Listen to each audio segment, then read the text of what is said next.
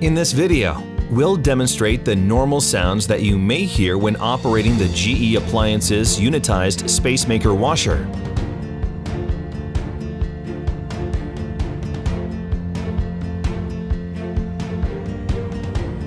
Before entering the wash cycle, you will see a red light indicating that the lid lock has been activated.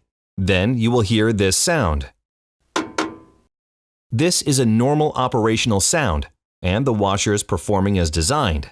As the motor pulley prepares for action, you will hear this sound coming from the bottom of the laundry center.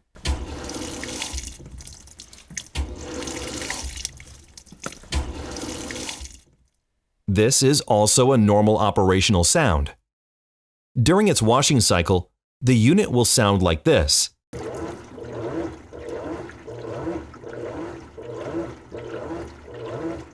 And once the cycle is complete, you'll hear the lid lock disengage and release. Those are the sounds you can expect to hear with your unitized washer: the lid lock before the spin cycle, the mode shifter as the cycle begins, and the lid lock release when the cycle is complete. These sounds ensure that your washer is working properly.